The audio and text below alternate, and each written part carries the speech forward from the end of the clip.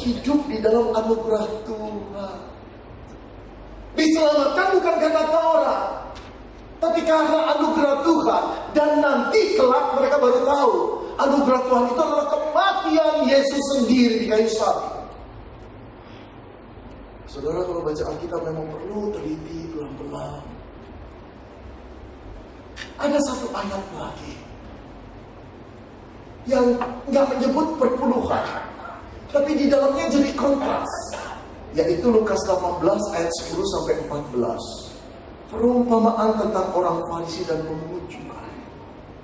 Orang Farisi selalu merasa diri benar. Pada orang yang merasa diri benar, Yesus mengatakan perumpamaan begini. Satu kali datanglah dua orang ke bait Allah. Yang satu orang Farisi, yang satu lagi pemungut cukai. Saudara, orang Farisi itu seperti polisi Tuhan, wakil Tuhan, orang yang menganggap diri saleh, ketat memegang Taurat Tuhan. Pemungut cukai itu sama hinanya dengan pekerjaan PSK, pemeras, gak ada adilnya, gak ada kasih. Masuk ke bait Tuhan, dua-dua berdoa. Ini perumpamaan yang Tuhan beri, cerita yang Tuhan beri. Orang Farisi datang ke bait Allah, dia berdoa. Tentu saja doa begini, saudara. Sorry ya, bukan begini. Lipat tangan, tutup mata, lalu berkata, Tuhan, aku bersyukur kepadamu. Oh, rupanya dia ingin bersyukur.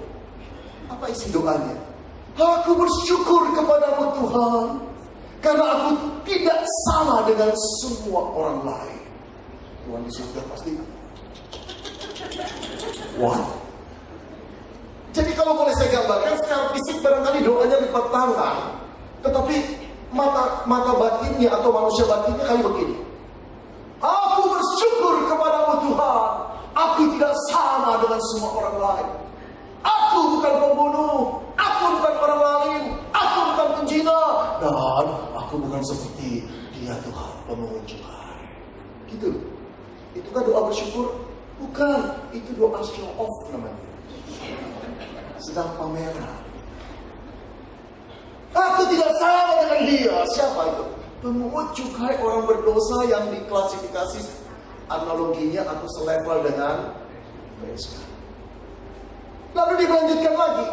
Aku memberikan perpuluhan kepadamu Tuhan. Aku berpuasa sekali 2 minggu. Aku bersyukur Tuhan. Kemudian Yesus melanjutkan ceritanya.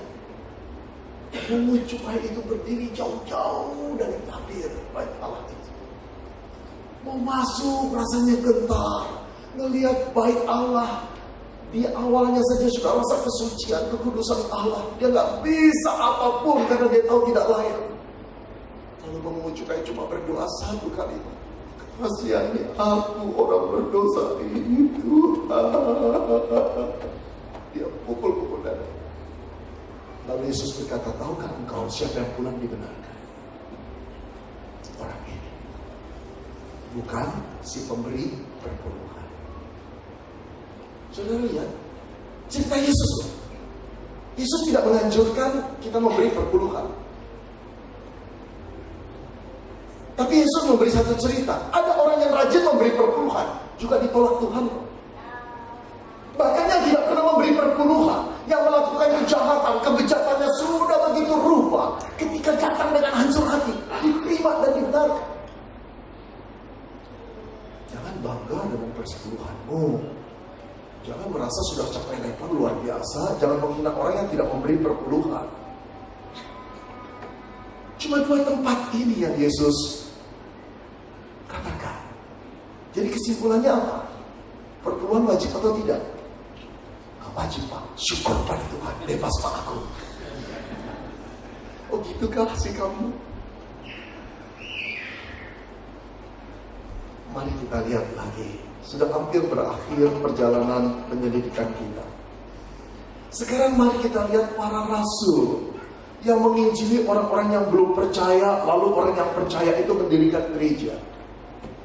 Carilah di kitab Korintus, Galatia, Efesus, Kolose, ada tidak perintah rasul memberi perpuluhan? Tidak ada. Ada 2 kemungkinan tidak ada. Karena setiap orang sudah paham harus memberi perpuluhan. Atau memang perpuluhan tidak diwajibkan. Yang saya berpikir justru yang kedua, kalau memang perpuluhan itu wajib, pasti para rasul menulis surat itu. Yang ada adalah berilah, bawalah persembahanmu dengan sukarela. Itu loh intinya. Jadi persembahan ada, tapi bukan satu kewajiban, tapi sukarela. Allah memandang hati yang sukarela. Tidak ada Allah bisa pandang kalau engkau memberi untuk dapat 60%, 60 kali lipat, 100 kali lipat, buang untuk perpuluhan kayak gitu. Nggak akan diberkati Tuhan. Nah saudara, tetapi sampailah pada klimaksnya yang dikatakan Paulus dalam Roma 12 ayat yang pertama dan kedua. Ayat pertama saja saya bacakan. Karena itu saudara-saudara, demi kemurahan Allah aku menasihatkan kamu, supaya kamu mempersembahkan tubuhmu sebagai persembahan yang hidup, yang kudus dan yang berkenan kepada Allah. Itu adalah ibadahmu yang sejati. Berapa persen yang Allah minta? Bukan 10%. Seluruh diri kita persembahkan sebagai persembahan yang kudus, yang hidup dan berkenan kepada Tuhan. Jadi bukan 10%, 100%. Hidup kita ini milik Tuhan. Dan ini sama bukan? Ketika Abraham memberikan 10% kepada Melkisedek, saya sudah katakan, angka 10 itu cuma representatif, simbolis bahwa seluruh hartaku ini dari Tuhan. Dilakukan dengan simbolis pemberian 10%. Sekarang Paulus menegakkan, persembahkanlah dirimu sebagai persembahan yang hidup, yang kudus dan berkenan kepada Tuhan. Berapa persen? 100%. Jangan hitung-hitung perpuluhan begini. Ketika kita melihat ada orang susah, hamba Tuhan kena malapetaka, lalu kita berkata, aduh saya, perpuluhan saya udah habis bulan ini. Kalau belum saya kasih dia. Artinya apa? Engkau mau memberi sebatas perpuluhan bukan? Di luar perpuluhan kau keberatan. Karena kau merasa perpuluhan itu bukan milikku kok, milik Tuhan kok. Kalau aku pegang curi dong. Enggak, 100% milik Tuhan kok. Kita boleh memakai secukupnya. Karena itu doa Bapa kami apa? Berikanlah kami makan secukupnya. Cukup itu memang relatif. Tapi terbatas bukan? Bukan berarti untuk kita semua. Kalau engkau dan saya hitung-hitung perpuluhan cuma 10%, sedihlah itu. Orang yang tahu akan kasih Yesus bukan cuma mau keluar 110%. Kalau ada orang yang sulit, anak yatim piatu, anak janda yang perlu disekolahkan, yang perlu dibantu, ada orang sakit, ada hamba Tuhan kena malapetaka, dia akan mengeluarkan dengan rela. Saudara, gaji saya nggak besar, tapi saya punya kesamaan dengan istri. Tabungan kami selalu terbuka untuk nolong orang. Kadang-kadang sudah begitu minimnya, saya tanya, cukup gak untuk bantu itu? Hitung-hitung kayaknya cukup ya. Ayo keluarkan, transfer. Gak apa-apa juga, saudara, gak besar jumlahnya, tapi bagi kami ya, oke-oke aja lah. Masih bisa hidup sampai akhir bulan. Jadi perhatikan, seluruhnya ini milik Tuhan. Jangan hitung pada Tuhan cuma 10%-nya. Engkau jadi Yakub bukan? Saudara, perhatikan perintah yang firman Tuhan yang Paulus ajarkan. Karena itu saudara-saudara, demi kemurahan Allah, aku menasihatkan kamu, persembahkanlah hidupmu. Demi kemurahan Allah, apa kemurahan Allah itu?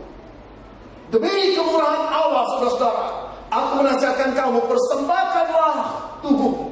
Kemurahan Allah itu apa? Kemurahan Allah adalah mengacu kepada salib Kristus. Saliblah yang membelah kehidupan orang-orang di kota Roma itu menjadi dua bagian. Kehidupan lama dan kehidupan baru. Saliblah yang membuatnya menjadi ciptaan baru. Saliblah yang membuatnya mendapat anugerah Allah sepenuhnya.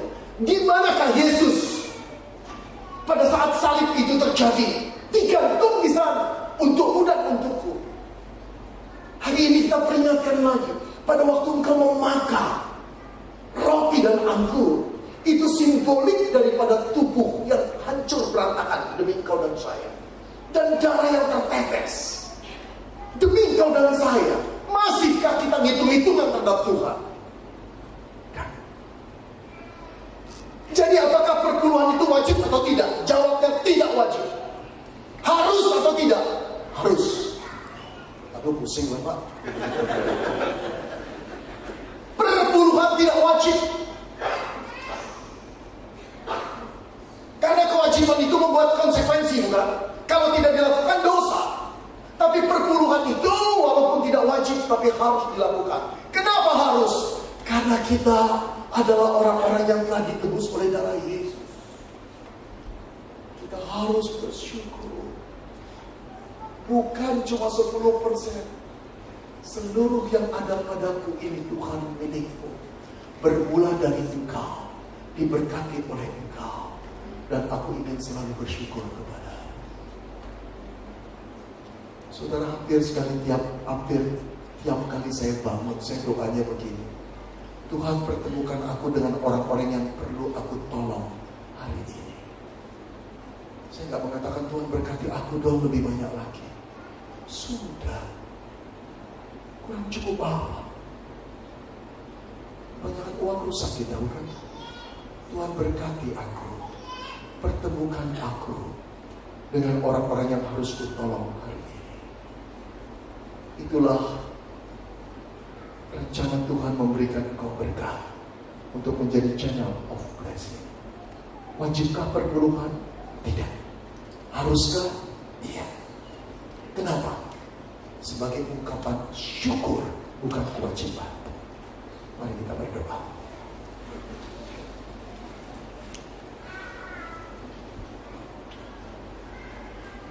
Terima kasih Tuhan, Engkau memberkati hidup kami. Sekalipun sulit, tak pernah kami tidak makan. Sekalipun sulit, tak pernah ada orang yang tidak mengasihi kami. Selalu pertolongan-Mu datang pada waktunya. Sampai kami menjadi seperti sekarang ini. Jangan biarkan kami mempunyai konsep perpuluhan yang tidak benar, yang menyalahi firman-Mu. Kalau selama ini kami salah, Tuhan, bersihkan, kuduskan. Biar Roh-Mu menegur kami terus-menerus. Dan apa yang kami dengar hari ini biarlah kami simpan di dalam diri kami. Bahwa kami tidak wajib memberi perpuluhan kami sebagai satu kewajiban.